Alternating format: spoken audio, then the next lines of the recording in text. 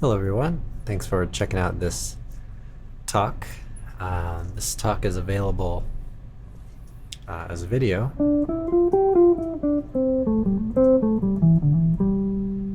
in the YouTube area, member area on YouTube.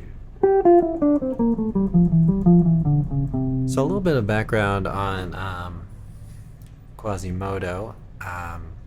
So it's a tune written by Charlie Parker, and the changes are based on Embraceable You, which is a really great tune as well. So we're going to take a look at the chord changes in particular in this talk, and this is going to be streamed live, so if you're interested in asking a question, I'm also recording this for the podcast, so I'll release this as a podcast, and I'll try to keep it very audio friendly so folks can have some value out of that as well. So I'll play some chords and stuff, but we're going to talk about some of the chord analysis on this, or harmonic analysis, and kind of move through some of the chord changes. So yesterday I did a little bit of a melody overview. I'm still a little bit new to playing the melody, but I've been spending a little time getting more familiar with it, and so I hope to get a video out here soon. So I think I'll do about 4 bars at a time, and what I'll have is just a little bit of analysis going on, or maybe I'll even do 8 bars or something like that. Okay, so to start it out with, we have the 1 chord,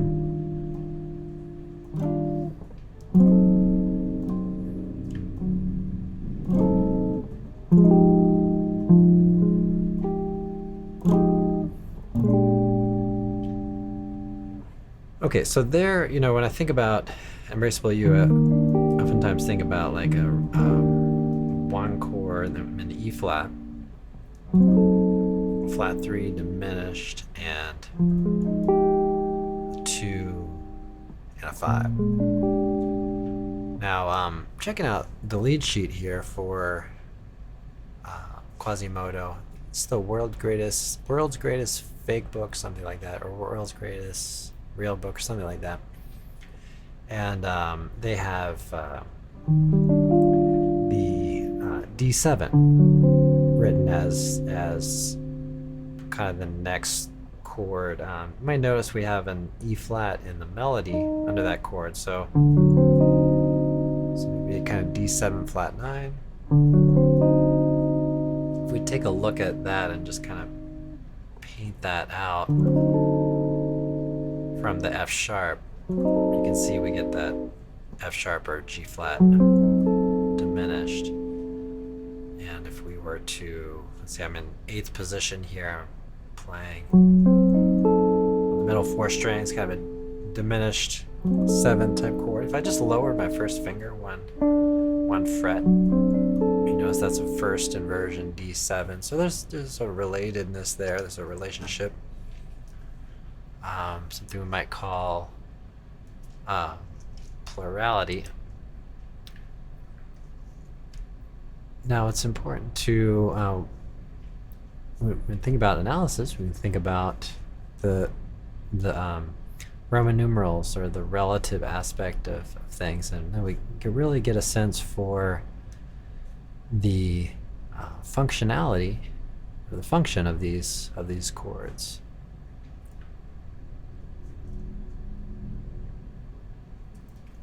All right, so we get the 1 chord, 7, 2, and the 5. Okay, so let's keep going. We got the 2,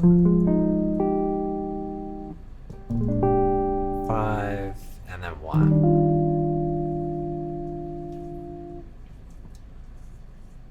All right, so yeah, we have 2, 5, 1. Okay, so kind of putting that all together, it just moves away from the 1 to the 2, back and forth, 2, 5, 2, 5, and then back to the 1. Okay, and then we get this G7 over here. So we can call this a 5 of 6 chord, because that's how it's tending to function. So again, we have an A flat in our key signature and A flat and the melody. So you might think about the flat 9 as an extension there on the G7.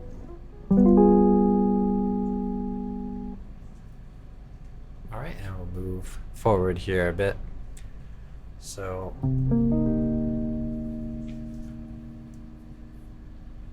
we have the 6th chord. Now, I think we could work out some variations to this, but I'm really just going to stick with what we have here on this lead sheet. Keep it kind of simple here. All right, so we get the A minor, okay, and then we get the D7, and then that's going to go to G minor. So we can say that appears to be a 2-5 type progression, okay, and 2-5 kind of G in G. We do have an E natural, and then we end up on the G minor, so we can say 5 of 3, since G minor is the 3 in the key of E flat. Now it's kind of going to the key of the 3 here, because we see, or we can hear, we have this A natural. Okay, so it's really giving us, okay, although we might say that that might be a passing tone, but we have another A natural that comes up a little bit later too. So we can look towards the melody as well for clues on things. All right, so let's hear a little bit of how that sounds so far. So we have C minor, A minor, and then the D7, and then G minor. Okay, now we're gonna have the C7 and the F7. So C7, we can talk about a secondary function, 5 of the 2, and then we get to the 2, and that becomes 5 of 5, and that's where we get the 5 chord. Okay, so kind of going to the key of the 5 now. Again, I'm not going to talk about alternate changes, but I may end up doing slightly different changes on the when I go to play this on the melody video or other videos. I think I may do with this tune as well. All right, so we get that. So kind of like a 2-5. The 2 is dominant.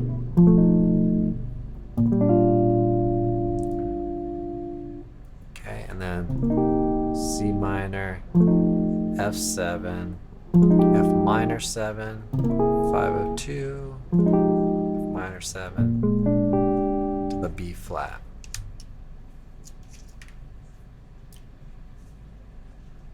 All right, so we have the 6 and the 2 here. That's the C minor and the F7, but we can think of this in the key of B flat here just for a moment. Call that a 2-5. Okay, and then we have the 2 chord. The C7, like I said, is the 5 of the 2, and we get the 2 again, and then the 5. All right, so let's hear how that sounds. So here's our tonic. Let's start with the 2, 5 of 2, 2, and then the 5.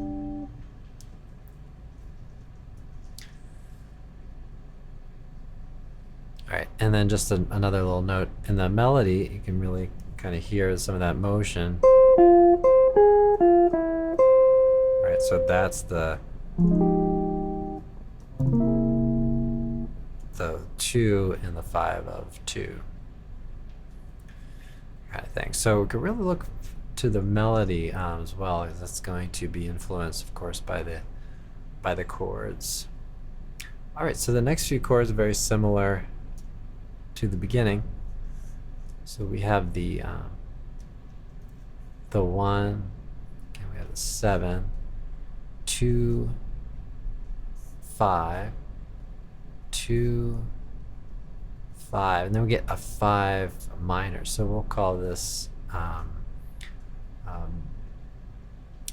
we're going to call this A flat here for just a moment. So it's going to go to the key of the 4. So I'll call this a 2.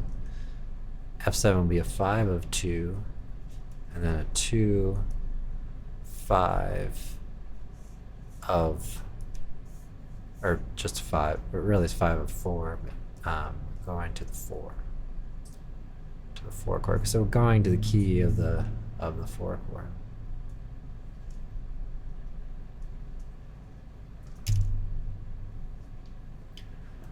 All right, so let's hear all that sounds. So we have E flat, D7, F minor, B flat, F minor, B flat, 7, right? And then we have this B flat minor, very similar motion to what we had with the 2, and then going to the 4 chord.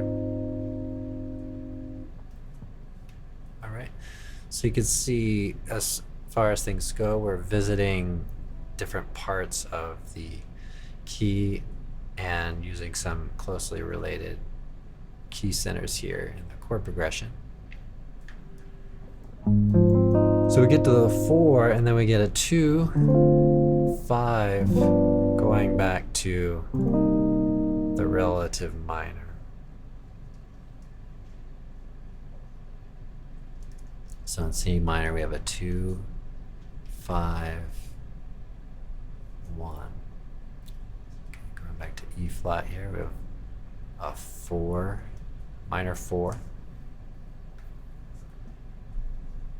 And then a 1, and then a 2, 5, which has been altered, and then 1, and then a little bit of a turnaround, 2, 5, back to the beginning.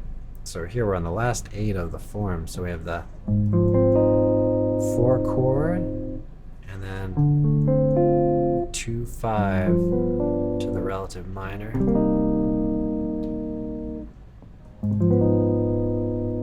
minor 4, and then a 1, 2, 5, and then 1.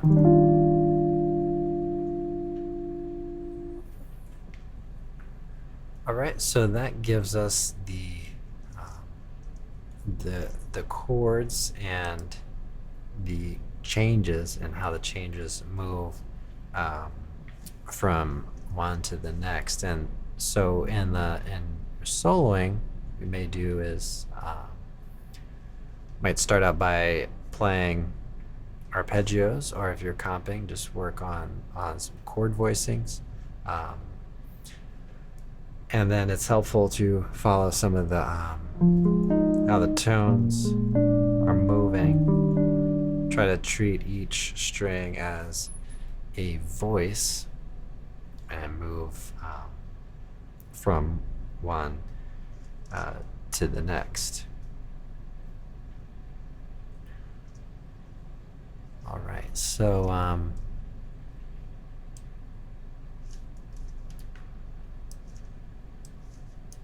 going to check in on any questions for any folks that are watching this live in the member area.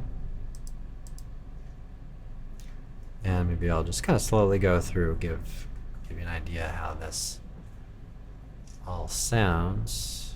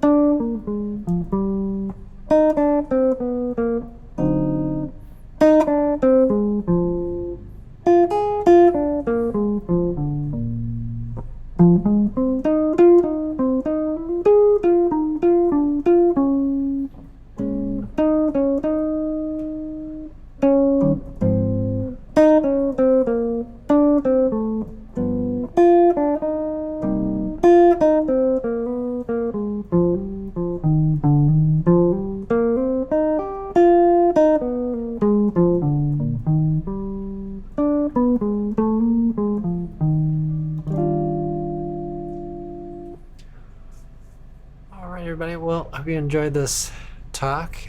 So I thought I'd just play through that kind of real slowly, give you a sense for some of those harmonies, and so played a few chords there, some arpeggios and things, and move things around, but just kind of give you a practical sense of how the chord changes move. So I'd recommend, just like we did it, checking out things in groups of 8 and just kind of seeing where things land, see where things move, and then kind of look more into the detail of some of the functions of how everything's rolling and everything. All right, well, again, I hope you enjoyed this talk, and video on this is available on the YouTube member area on youtube.com/fretprints, and if you're watching there, be sure to check out the podcast, and that's on pretty much any platform, or the major platforms, so be sure to check that out there. All right, everybody, well, have a great practice session. Hope you enjoy this tune. Let me know if you have any questions. I'll see you all in the next one.